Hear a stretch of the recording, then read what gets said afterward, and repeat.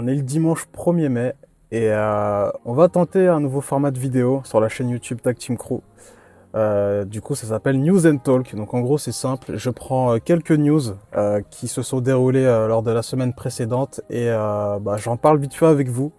Donc on commence avec la première grosse news. Alors avant de parler de ça, ce week-end c'était WWE Paris. Et on a fait une vidéo, Unpopular Opinion, où on disait effectivement que voilà, c'était pas une dinguerie quoi. On a participé à 3 shows, on n'a pas surkiffé. Et il se trouve qu'en fait, le pari de cette année était plutôt de très bonne qualité, de bonne au minimum, voire de très bonne pour certains. Clément vous donnera son avis sur le show de Paris, donc ça risque d'être cool. Mais je suis pas satisfait parce que Clément il est en train de me trahir là. Moi je lui propose de faire Tag Team Crew à 2 et lui il va chez la concurrence. Non, ça va pas du tout là, ça va pas du tout. Bref, on commence avec les news. Alors du coup, comme vous avez pu le voir, à NXT, il y a eu 10 lutteurs qui ont été relâchés. On va commencer de suite. Il y a Persia Pirotta, coéquipière d'Indy Hartwell. Il y a Dexter Lumis qui, en termes de kayfabe, est son mari. Donc en gros, Indy Hartwell se retrouve toute seule, en espérant que l'équipe créative aura des plans pour elle. On a Harland, le mini Brock Lesnar, qui est parti alors qu'il était dans un plan avec Joe Gacy autour de Bron Breakker.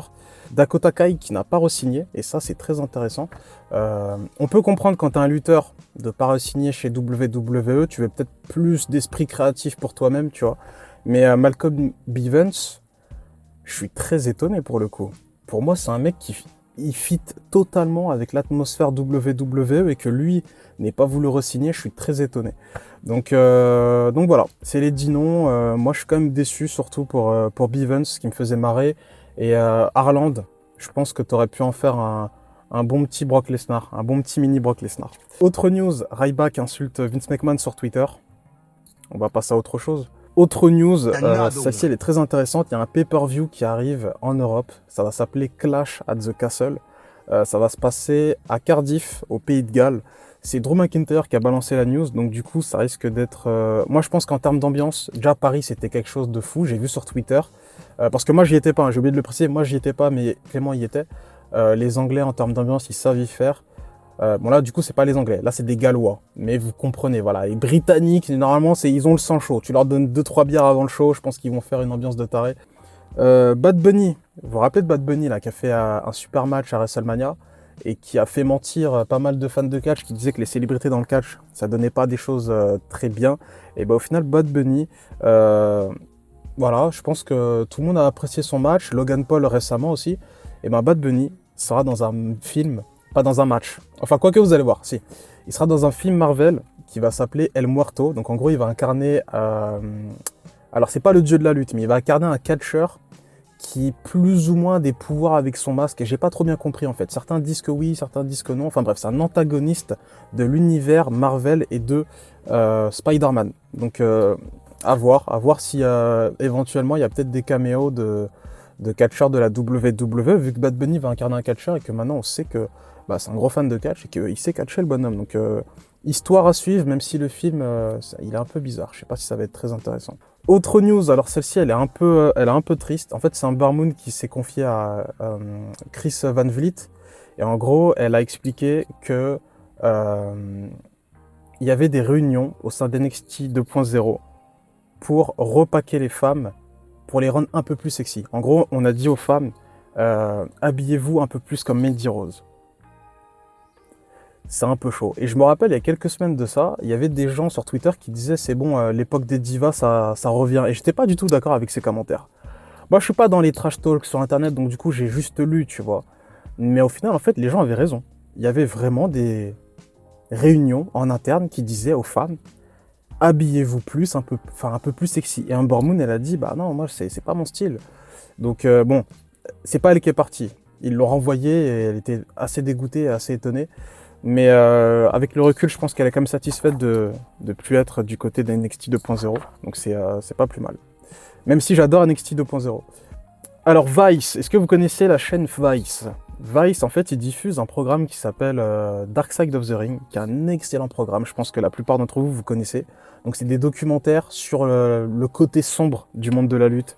Donc il y a eu un documentaire en 2 parties sur l'affaire Chris Benoit, sur Brian Pillman. C'est souvent des histoires de meurtre ou des histoires où moralement c'est pas des trucs bien qui se passent, tu vois. Par exemple, Ric Flair dans l'avion, c'est passé sur Dark Side of the Ring, ils ont fait un documentaire, c'était vachement intéressant. Et il se trouve qu'en fait, il y a une news qui sort qui dit qu'en fait, ils ont balancé leur grille des programmes et Dark Side of the Ring n'est pas affiché pour 2022 ni 2023. Donc c'est peut-être la fin de ce programme, donc c'est assez dommage. Autre news qui concerne la division féminine, il y a un tournoi féminin qui va avoir lieu, qui va s'appeler NXT Women Breakout. Et dans ce tournoi, c'est le truc qui va être très intéressant, c'est qu'en fait, il y a la fille de Santino Marella qui va participer à ce tournoi. Et la fille de Dwayne Johnson, Simone Johnson, elle a balancé un tweet, elle a cité le tweet de l'annonce de ce tournoi, et elle a mis des yeux en mode je regarde de loin. Donc peut-être que potentiellement, la finale, ça peut être la fille de Santino Marella face à la fille de Dwayne Johnson. Ça peut être très intéressant, je pense. Donc, quoique la fille de Dwayne Johnson, alors j'espère qu'elle me fera mentir, mais quand je la vois sur des photos ou quand je la vois au Performance Center, j'ai l'impression que c'est quelqu'un d'assez... elle a un côté assez introverti. Et on va forcément faire la comparaison avec son père qui est très charismatique. Donc elle a une pression énorme sur ses épaules, cette fille. Nick Khan, Nick Khan a balancé des news concernant les stades. Donc c'est ce que je vous ai dit plus tôt. En fait, il aimerait que davantage de shows se déroulent dans des stades. Parce que selon lui, les stades fermés, c'est souvent un guichet fermé. Et il y a des gens en fait qui auraient pu acheter des places supplémentaires. Dans un stade, ils vont jamais remplir les stades pour les pay-per-view lambda. Par exemple, pour un pay-per-view pour un pay-per-view comme Payback, t'es pas sûr de remplir un stade. Mais, t'es sûr de faire plus d'entrées que si c'était dans une arène fermée. Tu vois le délire ou pas? Donc Nick Khan, voilà. Nick Khan et l'argent, vous savez, c'est une grande histoire d'amour. De toute façon, il a été engagé pour ça.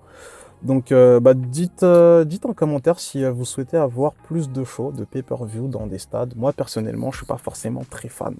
Je trouve que c'est bien. En fait, le fait de le faire à WrestleMania, je trouve ça bien, seulement à WrestleMania ou SummerSlam, parce qu'en fait, ça rend le show encore plus gros. Si tu le fais à tous les pay-per-view WrestleMania, c'est pas si intéressant que ça, tu vois. WWE Paris, on va en parler vite fait pour terminer cette vidéo. Alors, il y a eu énormément de commentaires positifs. Généralement, il n'y a pas de commentaires négatifs. C'est pour ça qu'on a fait la vidéo Une Popular Opinion. Après, on n'a pas dit que c'était nul. Si vous regardez la vidéo, vous voyez bien que l'ensemble des points positifs, on les a dit. Clément, je vais vous mettre un extrait de ce qu'il a pensé. Mais l'exposition de la WWE ce week-end-là était vraiment cool. Amal est passé sur TPMP. Donc, une émission de grande écoute. Ensuite, il y a quoi? Amal, apparemment, elle est venue à 3 reprises sur le show. C'est ce que Clément m'a dit. Il y a eu aussi à Micromania des échanges avec certains fans, apparemment 200 maximum. Donc non, franchement c'est cool. Et ça me motive à potentiellement revenir l'année prochaine avec une bande de potes, avec Clément bien évidemment, s'il reste chez Tag Team Crew, parce qu'apparemment, il part chez la concurrence. Non mais pareil, c'était un truc de fou. Je peux pas en parler 10 000 fois. Donc moi je vous laisse l'enregistrement de Clément. Et puis on se dit à plus pour d'autres news sur la chaîne YouTube Tag Team Pro. Et salut à tous, et salut Ross. Donc on est au lendemain du show Live Event de le Paris. Donc on va commencer par l'ambiance. Donc très très bonne ambiance, très bonne ambiance. Franchement, je suis très content. Les matchs étaient plutôt bons dans l'ensemble, surtout le premier match. Le triple threat, Ricochet, Sami Zayn et Butch. Bon, malheureusement, en fait, il y a certains matchs, ils étaient plus entre guillemets dans l'échange avec les fans présents dans l'arena, à faire réagir la foule surtout.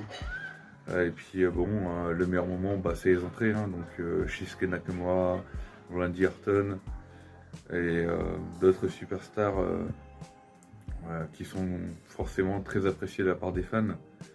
Je garde un très bon souvenir, encore une nouvelle fois, du passage à l'UE en France à la Core Étoile Arena. Donc ça reste un bon show quand même, malgré les points négatifs.